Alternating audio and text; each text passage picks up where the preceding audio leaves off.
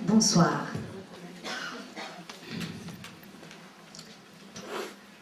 Pas tout de suite. Ouh, qu'elle est vilaine, elle est en colère. Vraiment, c'est très laid la colère. Tu vas t'en les dire. La colère, elle est mal vue dans notre société. Elle rend malade parce qu'on nous dit que si on est trop souvent en colère, on risque d'augmenter des problèmes cardiaques. On dit qu'elle est mauvaise conseillère, que si on écoute la colère, que dans la colère, sous le coup de la colère, on risque de dire des choses qu'on va ensuite regretter. Bref, la colère, on ne l'aime pas trop dans la société. Et on nous dit que ça rend laid, que ça envenime les relations, que ça nous détruit notre santé, que donc ça n'est vraiment pas bien du tout. Mais d'un autre côté, on entend les psys qui disent « Attention, si vous n'exprimez pas vos colères, si vous réprimez, vous risquez de tomber malade parce que la répression de la colère va se coincer dans vos articulations, va se mettre dans vos veines et donc petit à petit vous risquez de développer une maladie, une artérite, quelque chose comme ça. Et peut-être même un cancer. Et aujourd'hui, même les médecins allopathes les plus classiques s'accordent à penser qu'il y a une nette corrélation entre la répression des émotions, et notamment la répression de la colère, et le cancer du sein. Le cancer du sein parce que c'est le plus étudié. Donc aujourd'hui, c'est clair, on le sait. Mais alors on est coincé. Tout le monde nous dit que ça n'est pas bien. On nous dit aussi que le réprimer, la réprimer, ne pas l'exprimer, ça n'est pas bien non plus. Alors, que faire? Que faire? La colère, soit, si on l'exprime, on va détruire nos relations et devenir tout moche, tout laid. Et si on ne l'exprime pas, on va tomber malade. Décidément, la colère, c'est pas bien. Donc, soyons zen. On va pardonner, mettre de la lumière partout, sourire et évacuer la colère. La colère, on ne la voit plus, il n'y a plus de colère, on va vivre une vie sans conflit. Et donc, on pardonne à tous les gens envers qui on avait de la colère. Oui. Donc c'est vrai, ça va mieux un peu, ça soulage, mais en même temps, on continue de se ronger les ongles, on continue de fumer, on continue d'avoir des difficultés relationnelles, ça continue de ne pas être facile. Et donc, comment s'en sortir? Une personne à la radio, parce que j'anime des émissions radio tous les jours sur France Bleu Provence, dans ma lointaine Provence, et une femme me dit « Je préfère la paix dans les ménages et dans mon couple, c'est toujours la paix. Je ne me mets jamais en colère contre mon mari. Les femmes ont été soumises depuis des millénaires et moi, ça me convient très bien. Ça me va. Et je trouve que c'est pas la peine de se disputer dans la vie. C'est vrai, c'est pas trop la peine de se disputer, vraiment, mais en même temps, qu'est-ce qu'elle nous dit cette femme? C'est vrai, il y a un certain avantage à ne pas se mettre en colère jamais. Il y a des avantages à la soumission, à la passivité, on est pris en charge, on se sent en sécurité. L'ennui, c'est que ça marchait peut-être au siècle dernier, ou même encore il y a 20 ans, mais aujourd'hui. Aujourd'hui, ce qui se passe, c'est que, bien sûr, il y a encore des gens qui se marient pour la sécurité. Mais la grande majorité des gens, aujourd'hui, ils se marient par amour. Et donc, si vous cherchez la sécurité et si dans votre couple, vous vous soumettez systématiquement à votre mari, il ne va pas pouvoir vous aimer. Il ne va pas pouvoir vous rencontrer. Donc, il risque bien de se lasser. Et combien d'hommes me disent, mais avec ma femme, je n'ai rien à lui reprocher. Tout se passe bien, mais on n'a plus de vie. La relation n'est pas vivante. Et ma femme, elle est tout le temps d'accord avec moi, ça m'exaspère. Ma femme, je dis ceci, elle suit, je dis cela, elle est d'accord aussi. Et finalement, ça fait 20 ans que je vis avec elle, je ne la connais pas. La colère, c'est ce qui nous permet de dire qui nous sommes. Quand on n'est jamais en colère, tout le temps d'accord avec l'autre, finalement, on n'existe pas. Et du coup, l'amour n'est pas possible. Parce que pour qu'il y ait amour, il faut qu'il y ait deux personnes qui se rencontrent. Pour qu'il y ait rencontre, il faut que les deux personnes existent. Si je suis tout le temps en fusion avec l'autre, je n'existe pas séparément, donc je ne peux pas le rencontrer. C'est comme si on était une seule personne avec deux corps. Quelquefois, on se fantasme l'amour comme ça, on veut la fusion totale avec l'être aimé. Il y a une petite partie où c'est effectivement cette fusion, mais en réalité, l'amour qui dure, c'est quand on se rencontre, quand on voit qui est l'autre. Et pour voir qui est l'autre, il a besoin de se différencier. S'il est tout le temps pareil que moi, je ne le vois pas. Donc c'est vraiment important de pouvoir être deux pour pouvoir s'aimer, pouvoir vivre l'intimité. Une femme me disait, moi, je ne mets jamais en colère contre mon mari. Elle était très dépressive, elle avait énormément d'angoisse, des problèmes gastriques, mais elle ne voulait pas se mettre en colère. Dit, je ne vois pas l'utilité de me mettre en conflit. D'autres disent, mais c'est vrai, on est tout le temps à se disputer dans mon couple, je ne vois pas où est l'intérêt de se disputer sans cesse.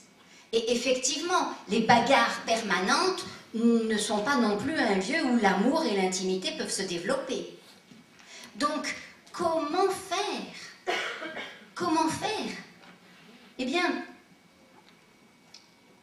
quand cette personne qui dit « je ne veux pas me disputer », elle veut la paix. Mais à quel prix? La paix, c'est quand on ne veut pas rentrer dans le conflit. Seulement le conflit, il est nécessaire pour qu'il y ait rencontre. Conflit, ça veut dire qu'il y a deux personnes. Deux personnes existent. Lorsque elle dit « je vis en totale harmonie avec mon mari », harmonie, qui est harmonie? Harmonie, c'est une déesse grecque. Est-ce que vous connaissez ses parents? Vous devez connaître ça, les parents d'harmonie. Bon, en latin, on les connaît mieux en latin qu'en grec. En latin, c'est Mars et Vénus. Donc, en grec, Arès et Aphrodite. Arès, Mars, c'est le dieu de quoi? Eh oui, c'est le dieu de la guerre, le dieu du conflit. Donc l'harmonie, c'est pas « Ah, on est en paix, tout le monde est beau, je te pardonne ». Non, pas du tout. L'harmonie, c'est « Je rentre en conflit, je suis Mars avec toute la puissance de Mars et quand même aussi mêlée à Vénus, qui est donc l'attention à l'autre, l'amour, l'écoute, la relation. » Donc, l'idée, ça n'est pas d'être dans une colère permanente, mais de pouvoir rétablir l'équilibre dans les relations. Finalement, c'est pas celle-là en premier, c'est celle de l'équilibre. La colère a pour but de réparer la personne et de réparer l'équilibre. Lorsque dans une relation, là on est en équilibre, lorsque quelqu'un me blesse, fait quelque chose qui ne me convient pas, ça met notre relation en déséquilibre. Et donc il est nécessaire d'appliquer une nouvelle force pour rétablir l'équilibre. Et en fait, la colère, c'est ça. La colère entre deux êtres, c'est seulement ça. Nous étions en équilibre, tu as fait quelque chose qui ne me convient pas, je dois rétablir l'équilibre parce que sinon je suis toujours en posture de soumission, de dépendance. Et je perds progressivement confiance en moi.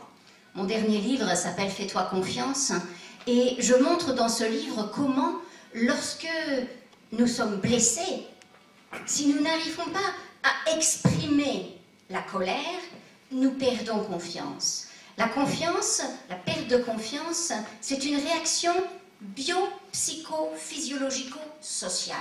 C'est-à-dire que devant une situation sociale de dévalorisation, devant Je suis donc, quelqu'un me fait mal, me blesse, hop, ça me met un couteau dans le cœur, je suis pliée par la douleur.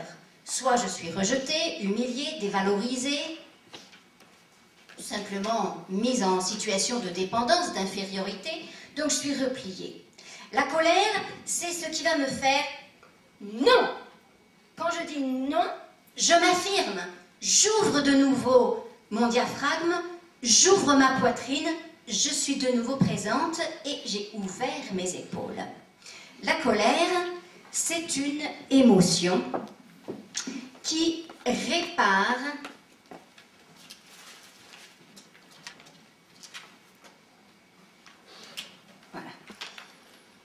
C'est une émotion qui permet de réparer une blessure que nous avons éprouvée. Elle restaure l'intégrité en cas de frustration. Elle est naturelle et normale devant une frustration. Et elle restaure l'équilibre, qu'on a vu tout à l'heure, quand il y a une situation d'injustice. Elle permet de rétablir la balance de la justice. Comment est-ce qu'elle répare la blessure? Voyons, imaginons quelqu'un, une personne bien ronde, bien belle.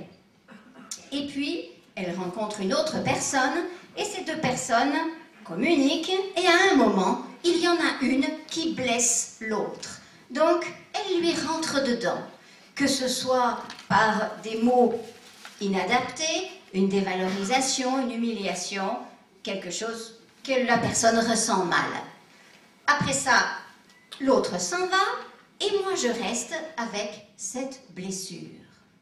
Une fois que j'ai reçu ce coup, ça me fait une petite bosse comme ça, concave, et je ressemble à ça, et du coup, en me regardant dans la glace, je me dis « Ah, moi je suis moins bien que les autres. Il me manque un morceau. » Nous oublions que nous avons reçu une blessure, et nous avons tendance à nous dire « Je suis moins bien que les autres ».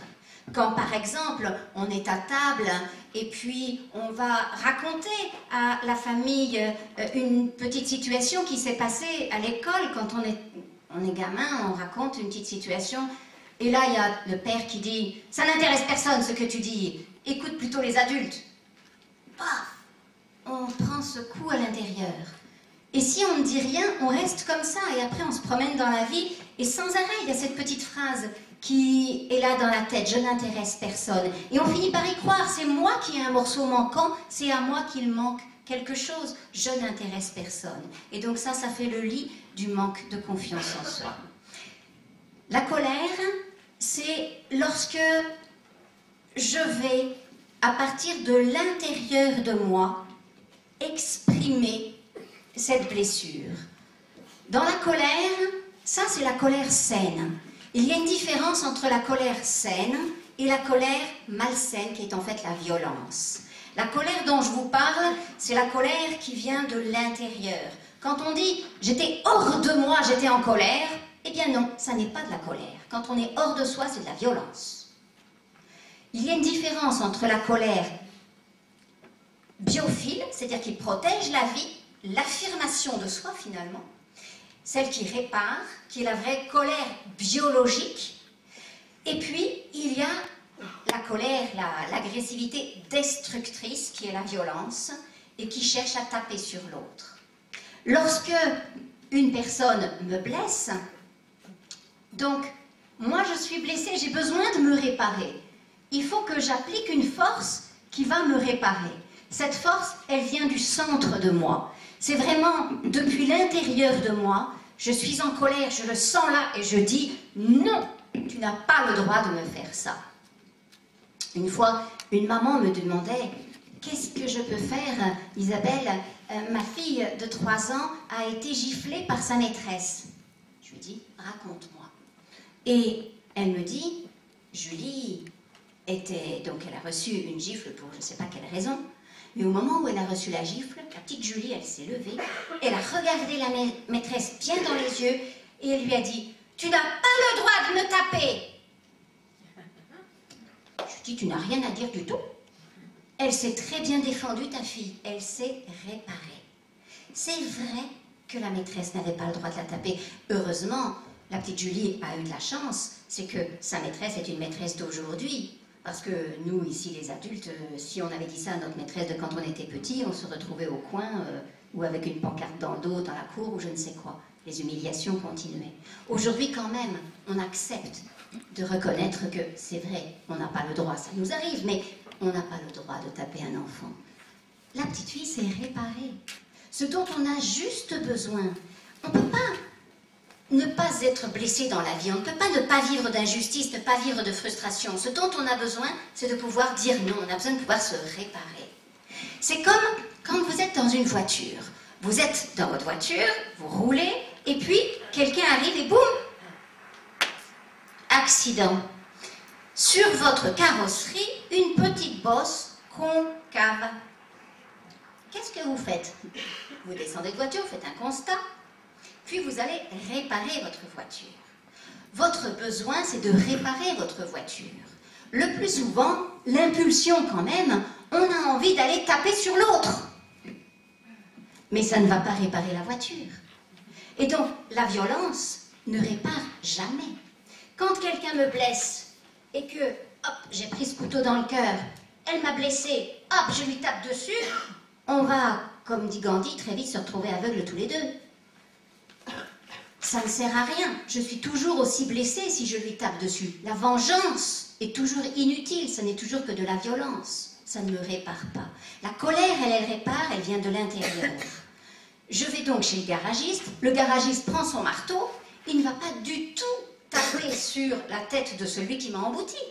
Il tape sur l'intérieur de la carrosserie pour rétablir la carrosserie.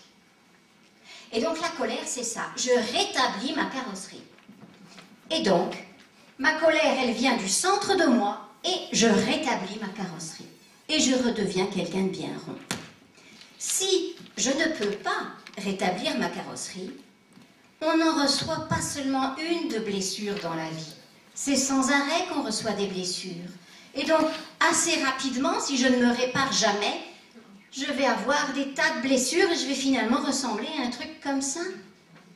Pas facile d'avoir confiance en soi quand on est comme ça. Et puis, quel genre de personnes est-ce que je vais rencontrer? Est-ce que je vais rencontrer des jolies personnes bien rondes, bien pleines? Non, ce genre de personnes, ça ne les intéresse même pas de nous rencontrer. Il n'y a pas d'accroche. Par contre, je vais rencontrer d'autres comme ça. Et donc, évidemment, ceux-là, on va pouvoir s'entendre, on va s'accrocher. Mais souvent, on va se refaire mal les uns les autres. Et donc, si nous n'exprimons pas notre colère, le problème est que, petit à petit, cette colère nous détruit et va détruire nos relations. On croit que ne pas dire notre colère, ça va permettre d'apaiser les choses dans notre couple. En réalité, c'est le contraire. Moins je dis, plus je creuse le fossé. Pas tout de suite, le reste. Par exemple, un jour, je suis avec mon compagnon, les enfants, on est en train de dîner, et mon compagnon me dit « Ah, je suis content, j'ai terminé tout ce que j'avais à faire pour aujourd'hui. » Oh, moi, je me dis chic.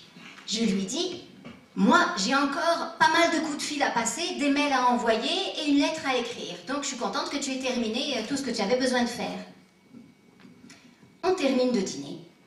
Le téléphone sonne, son téléphone professionnel. Et vous savez quoi? Il répond. Et moi, je dis rien. Évidemment, il se précipite pour répondre et il répond. Donc, qu'est-ce que je fais? Je monte. Allez, j'aide les enfants à se brosser les dents, allez, le couchage, etc. Donc, tout ce que les mamans font pour coucher les enfants. J'entends qu'il raccroche. Je me dis, chouette, je vais pour l'appeler, pour qu'il prenne la relève. Il redécroche. Il rappelle quelqu'un d'autre. Alors là, la colère, elle monte. Qu'est-ce que je fais? Soit je le lui exprime, soit je n'exprime rien parce que j'ose pas, ou parce que j'ai peur de détruire notre couple, ou je ne sais quoi. Qu'est-ce qui se passe? J'ai toute cette rage à l'intérieur de moi, et les enfants qui sont devant moi et qui ne se couchent pas. Pas suffisamment vite à mon idée. Qui va trinquer? Ben oui, fatal.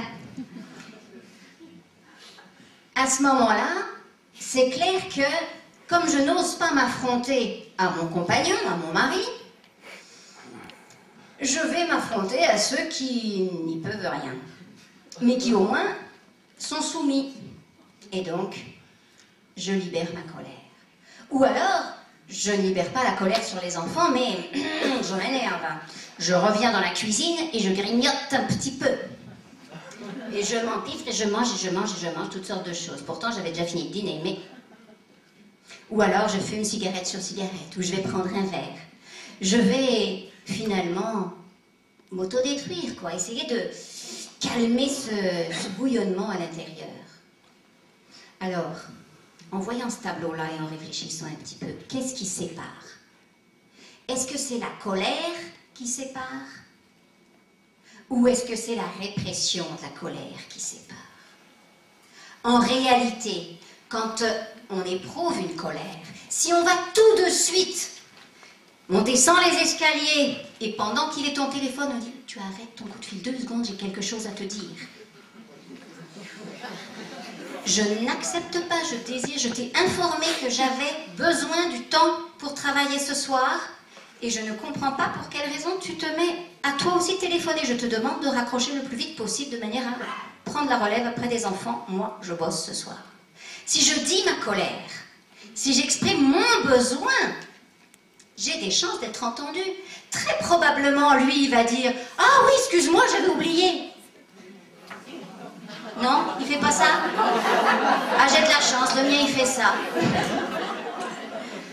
Non, peut-être il fait pas ça.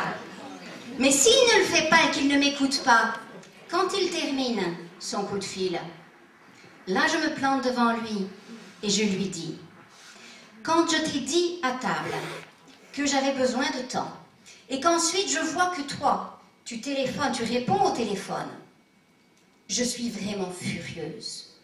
Parce que j'ai l'impression que tu n'as pas tenu compte de ce que je t'ai demandé. Et je te demande de mesurer la colère qui m'habite, parce que sinon, on va avoir beaucoup de mal à faire l'amour ce soir. Ça motive. Attention, ça n'est pas une menace.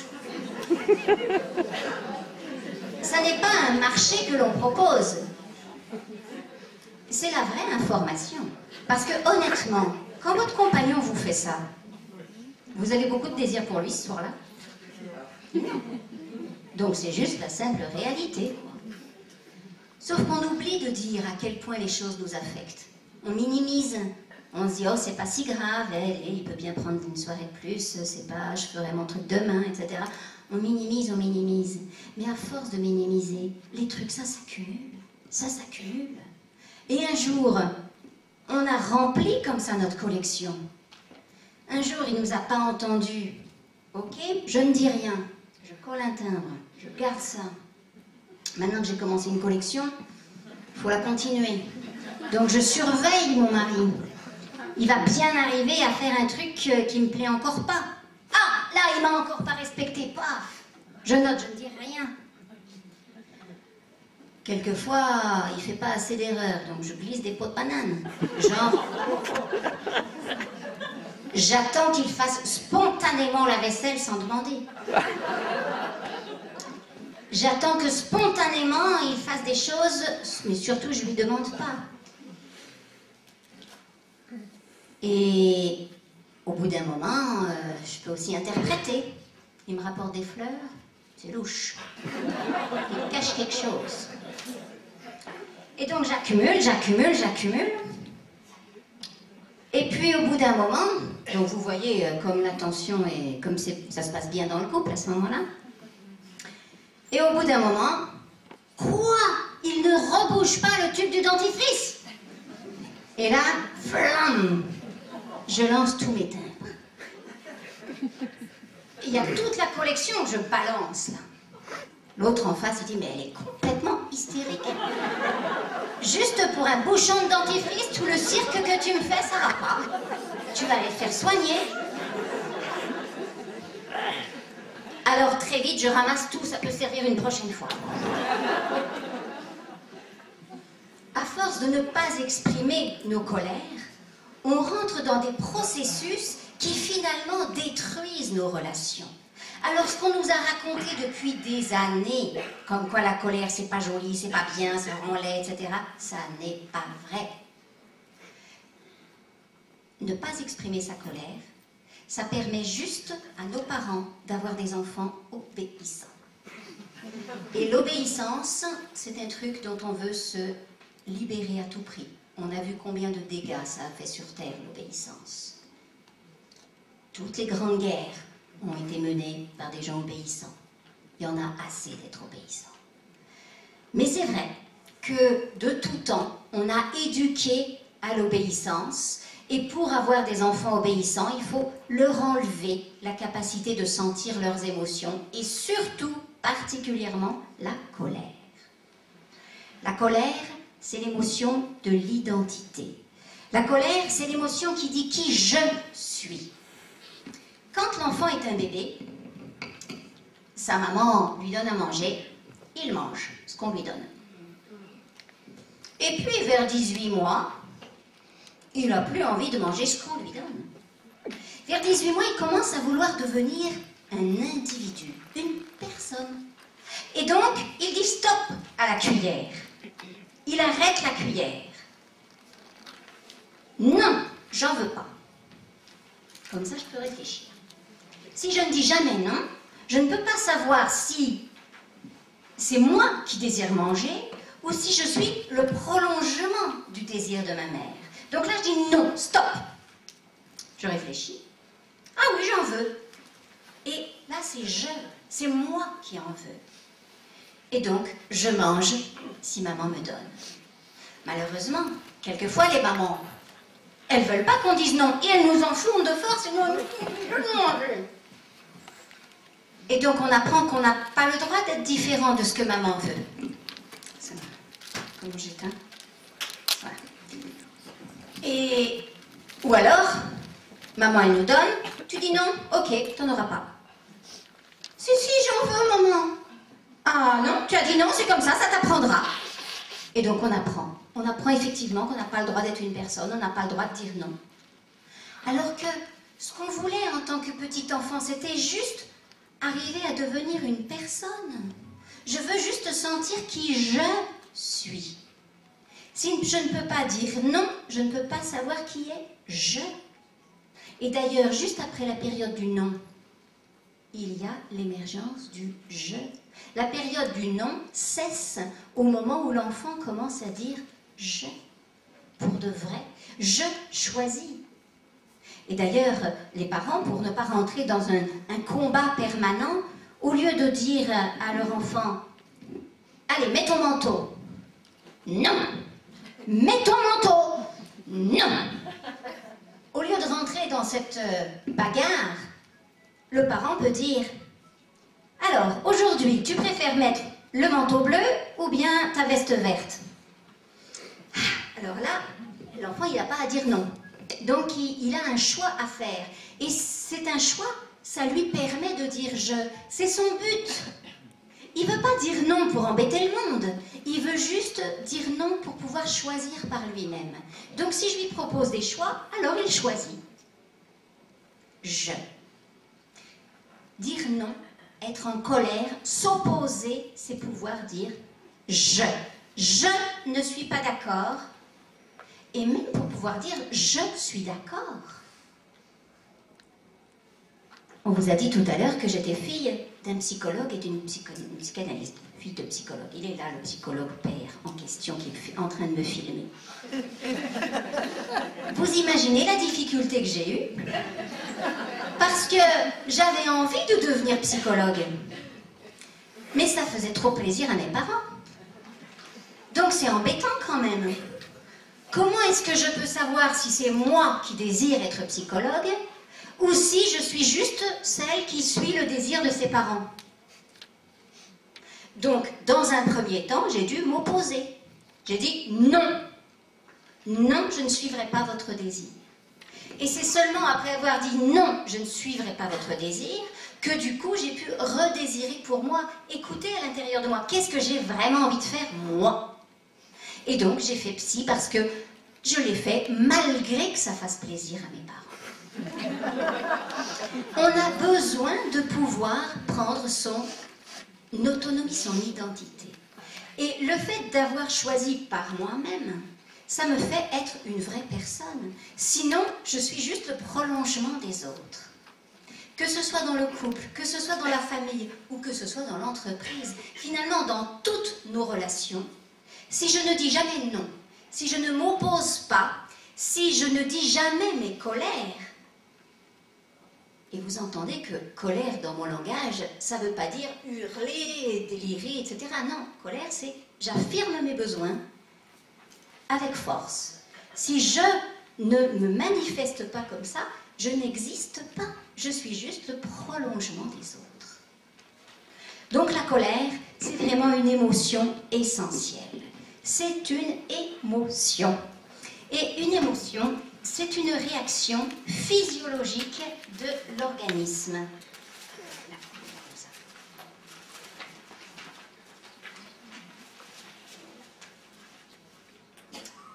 Une émotion, ça n'est pas psychologique. On croit trop que c'est psychologique. Une émotion, c'est physiologique, c'est-à-dire ça se passe dans le corps. Et il y a 3 phases dans une émotion. Charge, tension, décharge. La colère, quelque chose me frustre, ça monte, je charge, je deviens rouge.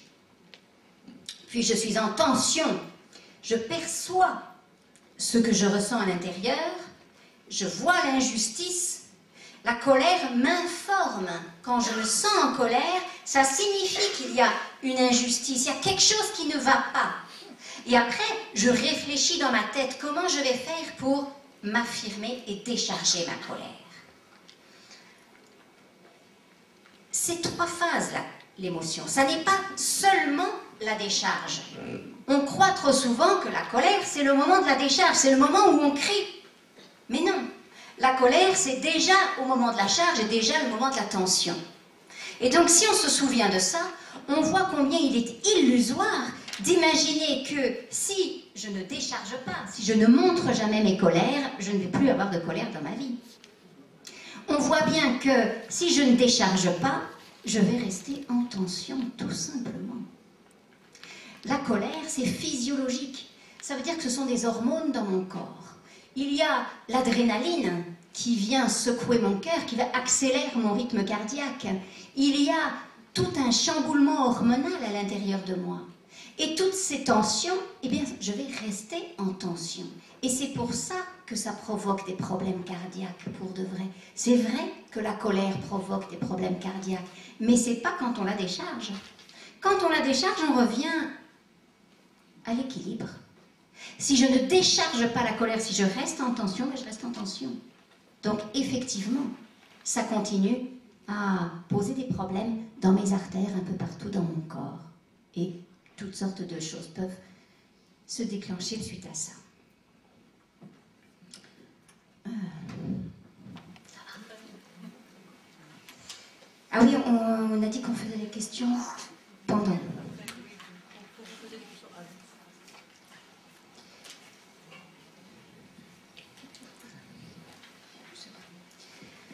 Donc, ça va, je pense que ça n'a pas... Oh, un petit peu quand même. Allez, on les dit. On a parlé de la colère réaction à l'injustice pour rétablir l'équilibre.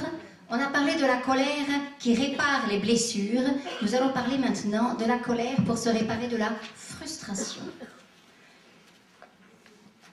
La frustration est quelque chose de difficile à vivre pour tout le monde et notamment pour les enfants. Aujourd'hui, très souvent, on dit que la plupart des jeunes sont intolérants à la frustration. Ils n'acceptent pas les frustrations. Il leur faut tout de suite. Qu'est-ce qui a pu se passer? Quand un enfant voit un camion, un beau camion dans une vitrine, il est là bien rond, lui. Dès qu'il voit le camion, il faut savoir, je parle d'un enfant de 2 ans, 3 ans par là, instantanément, le camion fait déjà partie de son identité. Donc, il a déjà le camion en potentiel. Au moment où il vous dit « Maman, je veux ce camion rouge, regarde comme il est beau », il se voit déjà en train de jouer avec, et moi et le camion, ça fait déjà un tout. Alors, qu'est-ce que je fais? Si je ne lui donne pas le camion, qu'est-ce qui se passe en général si je n'achète pas le camion? Il crise, hein? Eh oui, il crise, il n'est pas content du tout, il exprime de la colère. Donc, je ne comprends pas pourquoi pour un camion. Je lui dis, mais écoute, on a déjà 25 des camions dans ta chambre. Mais rien n'y fait. En fait, j'oublie que j'ai cassé quelque chose, pas seulement je lui ai enlevé le camion, je lui ai enlevé un morceau de son identité, puisque son camion faisait déjà partie de son identité. Donc je lui enlève un morceau de lui-même.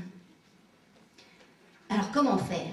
Parce que si il y a des multiples sollicitations dans la vie, si je commence à acheter tous les camions qui passent, qu'est-ce qui va se passer? Il voit un camion, puis il voit un nounours, il voit un bonbon, il voit un ballon, il voit un chat, il voit le manège qui est là, il y a le vélo, il y a sans arrêt des trucs qu'il veut. Parce que l'enfant, quand il voit quelque chose, il va dire « je veux ». Et qu'est-ce qui va se passer du coup? À chaque fois, son identité, si je lui achète tout, son identité va devenir n'importe comment. Il ne va pas avoir de limite. Et quand on achète comme ça systématiquement tout ce que demande un enfant, quand on donne toutes les... quand on dit oui à toutes les demandes, eh bien l'identité prend n'importe quelle forme. À ce moment-là, l'enfant, après, a une identité un peu comme ça. Donc il n'a pas un sentiment d'être lui vraiment bien. Donc il est essentiel de fournir des limites. Ces limites, c'est dire non de temps en temps. Donc, écouter la colère ne signifie pas accepter toutes les demandes, mais reconnaître l'utilité de la demande, la valeur de la demande. Et donc, comment je vais faire ça? Simplement en lui disant que j'entends ta colère, tu as le droit d'être en colère, parce que c'est vrai qu'il est beau ce camion. Et je continue de ne pas te donner le camion. Il va crier, et bien je vais juste accompagner ses cris. Je vais accueillir ses cris. Un jour, on va au cirque avec mes enfants, et il y avait en vente des petites couronnes avec des trucs qui s'allument comme ça. Évidemment, ma fille me dit « Maman, regarde, c'est super joli, j'en veux un !» Et donc, moi, je lui dis « Non, c'est trop cher !» Elle me dit « Mais maman, j'ai quand même le droit d'en avoir envie !» Chapeau. Effectivement, ma fille, tu as le droit d'en avoir envie. Et en fait, c'est ça qu'on oublie. On a le droit de dire non à quelque chose. C'est même très important de dire non. Pas toujours, mais souvent. Seulement, c'est important de ne pas nier le droit au désir. Oui, tu as le droit. Imaginez, vous êtes avec votre amoureux en voiture et vous roulez comme ça et tout d'un coup, il y a une superbe Porsche rouge qui passe. Votre amoureux dit « Waouh, quelle belle voiture, j'aimerais bien avoir une comme ça. » Est-ce que vous lui dites « Il n'est pas question, on n'a pas assez d'argent » ? Non. Si vous êtes amoureuse, vous le regardez tendrement et vous lui dites « Ah oui, c'est vrai, ce serait super, tu m'emmènerais à Étretat. » C'est-à-dire qu'on se met à rêver avec lui. On ne le casse pas tout de suite. On pourrait faire ça avec nos enfants. Et donc, comme j'avais compris la leçon de ma fille, un peu plus tard dans le cirque, on s'assied, et tous les enfants avaient un ballon. Enfin, ça, c'était la vision de ma fille. Regarde, maman, ils ont tous un ballon. Oui, sauf moi, je veux un ballon. Et comme j'avais pigé ce qu'elle m'avait dit juste avant, je dis, c'est vrai, t'as raison, regarde. Et alors, lequel tu préfères? Est-ce que... Oh, regarde là-bas, il y a un énorme poisson d'argent. Ah là, c'est Daisy. Ah non, moi, je préfère Donald. Et on a commencé à discuter de tous ces gros ballons qui étaient là. Et on a passé un moment absolument délicieux. Parce qu'en fait, son besoin n'était pas forcément d'avoir le ballon. Le besoin, c'était de pouvoir désirer, de pouvoir imaginer, de pouvoir rêver. Et donc, trop souvent, on interprète comme une demande quelque chose qui n'est finalement qu'un partage. Alors, la colère. À quoi servirait la colère de dire « non, tu n'as pas le droit » ? Ça, c'est une colère qui n'est pas forcément utile. La colère de l'enfant qui est décharge, là, elle est utile. Oui, je ne te donne pas ça. Tu as le droit d'être en colère que je ne te le donne pas. Tu as le droit d'être en colère parce qu'on t'a volé ton ballon. Tu as le droit d'être en colère parce que tu as raté cet examen. Parce que c'est une frustration de rater quelque chose. Donc oui, c'est normal d'être en colère. Ton ami est mort, tu as le droit d'être en colère. Parce que c'est toujours une frustration, une perte. On a le droit d'être en colère. La colère, c'est cette émotion qui vient de l'intérieur de nous. Émotion, charge, tension, décharge. Attention, une colère, ça ne dure que quelques secondes quand c'est exprimé, quelques minutes. Si ça dure au-delà de 10 minutes, ça n'est pas de la colère. Au début, j'ai beaucoup surpris mon compagnon. Il me disait, mais t'es vraiment étrange. Tu viens, tu me dis que tu as quelque chose à me dire, tu es très en colère, tu dis ta colère, et au bout de 3 minutes, c'est fini. C'est comme si tu déchargeais une tension, et puis voilà. Je dis, ben oui, c'est exactement ça. La vraie colère, c'est ça. Je viens, j'ai une tension à l'intérieur de moi, je dis ma colère, et puis, puisque c'est une vraie émotion, après, on en est libéré. Si on n'est pas libéré après avoir dit une colère, c'est que ça n'était pas une colère, c'était un sentiment parasite. Ça a le goût de la colère, ça ressemble à la colère, ça a la couleur de la colère, mais c'est que du Canada Dry. On a tellement souvent comme ça des irruptions de toutes sortes de choses qu'on appelle des émotions. Ça n'est pas toujours de l'émotion. La vraie émotion, c'est une réaction physiologique de l'organisme, charge, tension, décharge. Quelque chose me blesse, je me répare, je dis non, tu n'as pas le droit. Ça suffit. Après, on va discuter, on va échanger, mais moi, je me suis réparée dans mon corps. Je dis les choses, ça répare, ça rétablit l'équilibre. La colère, c'est juste une émotion. Celle-là, elle est saine. Par contre, le sentiment parasite, c'est lorsque je recouvre ma colère d'autre chose. Alors, je peux donc avoir des réactions qui ressemblent à de la colère. Oui, c'est pas normal, tu as encore fait ça, vraiment, tu es insupportable. Ça, ce n'est pas de la colère. Ça, c'est de la violence, c'est destructeur. J'accuse. La vraie colère n'accuse jamais. La vraie colère, elle est centrée, c'est, je dis je parle de moi, de mes besoins. Dès que je suis à accuser l'autre, je suis dans un jeu de pouvoir. Un jeu de pouvoir, c'est pas de la colère, c'est du sentiment parasite. Dès que je cherche à dominer, à faire mal, ça nous arrive, hein, de temps en temps, on a un truc à l'intérieur, on cherche à faire mal, on va dire un truc qui est vraiment méchant. C'est pour ça qu'on dit ensuite, dans la colère, on dit des choses qu'on ne pense pas vraiment. En fait, c'est pas dans la colère. C'est quand on est déjà dans la violence, ça veut dire on est déjà à un moment où on n'a pas osé dire notre vraie colère.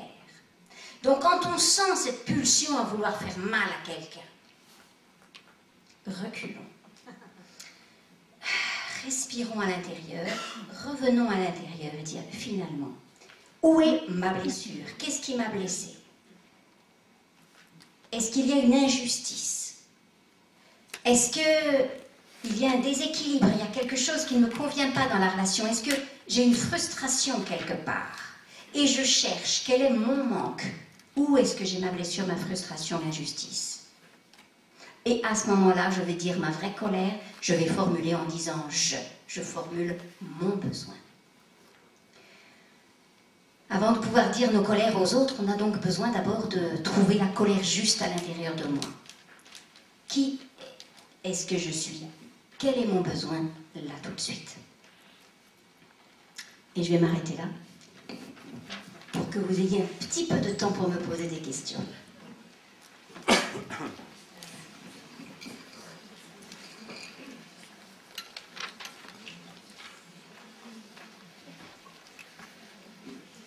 Le micro est là.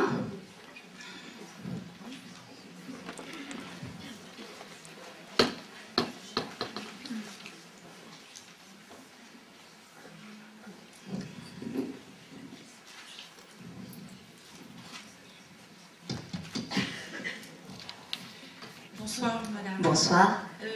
Vous exprimiez à l'instant l'importance d'exprimer dans sa colère, sa frustration, sa contrariété, etc.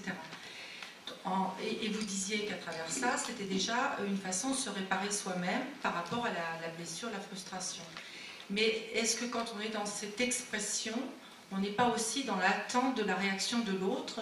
Et est-ce que si la réaction de l'autre ne correspond pas, Déjà, on n'est pas entendu, ouais. Pardon? Oui, je réponds déjà, oui. Non. C'est-à-dire que si on est dans l'attente de la réaction de l'autre, on est dans un jeu de pouvoir, on est dans un sentiment, on n'est plus dans l'émotion. Alors on peut exprimer ça devant sa glace, à la limite, on n'a pas besoin de l'exprimer devant Non. quelqu'un, non? Ah, c'est pas du tout pareil, faites l'expérience. Oui. Quand vous allez exprimer les choses devant votre glace, c'est déjà une chose, c'est déjà important. Quelquefois, on a une fureur contre un patron, par exemple, et c'est pas approprié d'aller lui dire, et on voit que, bon, il vaut mieux... Donc, quelquefois, là, on peut se mettre devant la glace ou devant un coussin et sortir le trop-plein d'énergie. Ça va déjà nous aider. Mais ça ne va pas suffire à régler le problème. Ça peut m'aider à ne pas trop me sentir enfermée. Mais ça ne règle pas le problème. Pour régler le problème, j'ai quand même besoin de me confronter à l'autre. Mais sans attente. Et c'est vrai que c'est dur. Parce qu'on attend toujours de l'autre. On cherche à dire les choses souvent pour qu'il entende et pour qu'il change. Mais si nous avons cette attente-là, ça ne fonctionne pas et ça ne libère pas notre énergie. Donc, j'exprime ma colère. Après, je vais peut-être lui faire des demandes de modification de son comportement, etc. Possible. Mais sans attente. Le but premier, c'est que je m'exprime. Alors après, continuez votre question. Oui, c'était à partir du moment où j'exprime une blessure, une frustration, une contrariété, je l'exprime à la personne qui, théoriquement, est à l'origine de cette blessure. C'est difficile quand même de ne pas attendre que l'autre, en tout cas, dise « j'ai entendu ». Je n'ai pas forcément compris, mais j'ai entendu. Je t'entends. Mais si l'autre... C'est pour ça qu'on a besoin de l'autre, c'est quand même qu'il nous entende, oui. Oui, mais si par rapport à soi, on a l'impression que ça n'a pas été entendu. On est à la case départ. Pas tout à fait, parce qu'on a osé dire. On a dit des choses. Et si j'ai osé dire, j'ai pas perdu confiance en moi. Je continue de penser que ce que je dis, c'est juste. Donc, déjà, je ne me détruis pas, je ne me perds pas. Donc, c'est quand même une chose. Déjà le travail par rapport à soi. Oui. Après, c'est vrai, j'attends que l'autre, et c'est pour ça que je lui dis, j'attends qu'il entende, qu'il écoute. S'il n'entend pas, je vais d'abord me poser la question, comment est-ce que je me suis exprimée? Parce que on n'a tellement pas l'habitude de dire des saines colères, et on est tellement dans une civilisation de violence qu'on a guère appris que le langage du jugement. Donc même quand on est bien en contact avec ses propres besoins, on risque au moment d'aller parler à l'autre de sortir un jugement. Et si on sort un jugement, même minime, l'autre, hop, il se ferme, il n'écoute plus. Donc effectivement, je peux me dire, il n'a pas entendu, et je vais m'exciter encore plus. Non, je vais d'abord revérifier. Est-ce que je me suis exprimée sans jugement, en me centrant sur moi? Est-ce que mon besoin est le vrai besoin? Est-ce que mon émotion est la véritable émotion? Donc je regarde de quelle manière je me suis exprimée. Si 3 fois de suite, ma colère, qui pourtant est une colère juste, j'ai aussi besoin de vérifier ça. Est-ce que ma colère est justifiée ou non? Est-ce que je fais une demande qui est exagérée? Par exemple, je suis une femme et je dis à mon mari, je suis en colère parce que vraiment tu ne tiens pas compte de moi, tu sais que j'ai toujours peur d'être abandonnée, et là tu es parti pendant 1 heure, tu as pris le train, tu ne m'as pas téléphoné, ça fait déjà plus d'1 heure que tu es arrivé à ton hôtel, tu aurais dû me téléphoner, tu ne m'as pas téléphoné, je suis très en colère contre toi. Est-ce que c'est justifié? Non. Non, pas du tout. Pourtant la personne va dire, mais si c'est justifié, parce qu'il le sait très bien que ça me... Mais oui, mais on n'a pas à prendre en charge les problèmes des autres. Si elle se sent abandonnée, ça n'est pas quand son mari va lui téléphoner en permanence qu'elle va se sentir moins abandonnée. Donc là, c'est une demande exagérée. Et ça, c'est pas très facile d'arriver à trouver qu'est-ce qui est une demande exagérée et qu'est-ce qui est une demande juste. Donc, si l'autre n'entend pas, je vérifie quand même. Est-ce que ma colère est juste? C'est-à-dire, est-ce que mon besoin est justifié? Est-ce qu'il est approprié que je lui formule ce besoin-là?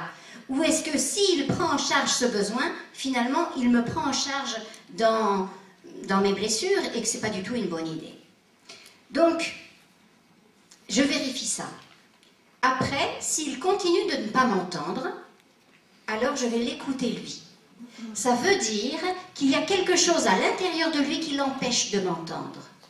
Peut-être bien que lui, il avait une maman qui lui faisait beaucoup de demandes et qu'à chaque fois qu'il m'entend faire une demande, il est happé dans son passé et du coup il se rétrécit, il est terrorisé et il n'ose plus rien dire et donc il s'enferme derrière son journal et puis c'est fini. Peut-être. Donc à ce moment-là, j'ai besoin de l'aider à sortir de ce truc-là. Et donc, après avoir formulé 3 fois de suite ma colère et vérifié qu'elle était juste, appropriée, etc., je vais me centrer sur lui et faire de l'écoute, de l'empathie. Si l'empathie ne marche pas, là je crois que on peut arrêter. C'est très important, au bout d'un moment, de voir que si l'autre ne respecte pas mes besoins, s'il ne veut pas entendre mes colères, ça veut dire qu'il n'est pas intéressé à moi, à vivre avec moi. Donc, il vaut mieux effectivement se séparer. Mais avant de se séparer, j'ai quand même fait pas mal de choses.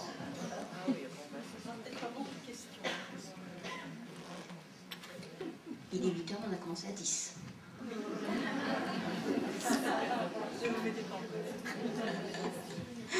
Bonsoir. Alors, une dernière colère. Une dernière colère. C'est juste une question.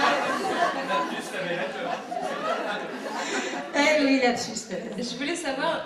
C'est tous rouges, hein, tous les photos ils sont rouges. Ça. Du cas où on est en colère contre soi-même, dans ce cas, est-ce que justement exprimer sa colère contre un miroir... Oh non, non, non, non, non, non, non, non, non, non, inutile. Non, la colère contre soi-même ne sert pas à grand-chose. En fait, en général, nous retournons la colère contre nous-mêmes plutôt que de la destiner à quelqu'un qui, lui, devrait la recevoir. Qu'on fasse une erreur et qu'on soit en colère contre soi-même d'avoir fait... Je vois pas en quoi ça aide quelque chose. Quand ma fille fait une erreur... L'autre fois, ma fille est rentrée du collège avec beaucoup d'erreurs sur son devoir. Elle avait 5 sur son devoir de maths. Je l'ai félicitée. Je lui ai dit bravo ma chérie. C'est très important que tu aies fait beaucoup d'erreurs. Grâce à ces erreurs, on va enfin comprendre les difficultés que tu as en maths parfois. Parce que les erreurs, ça sert à ça. Ça sert à mieux comprendre. On est dans une société, il faut toujours avoir juste, répondre et avoir des bonnes notes. Mais non. Comme ça, on n'apprend rien du tout. Plus on fait d'erreurs, plus on apprend.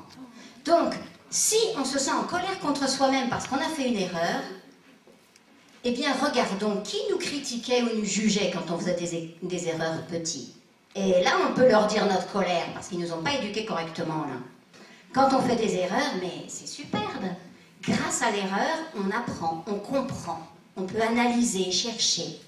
Donc, remerciez-vous chaque fois que vous faites une erreur. Merci beaucoup de votre attention. Je laisse la parole.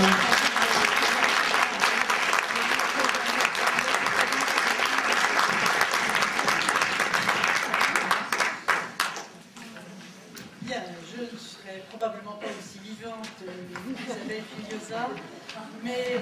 Et c'est normal parce qu'elle m'a confié tout à l'heure qu'elle ne se mettait jamais en colère. Or, effectivement, quand on éteint sa colère, eh ben... Alors, osez être un peu plus en colère. Alors, j'ai à côté de moi les feuilles sur lesquelles Isabelle Filiosa a écrit ses notes, et je crois que sa bonne zone...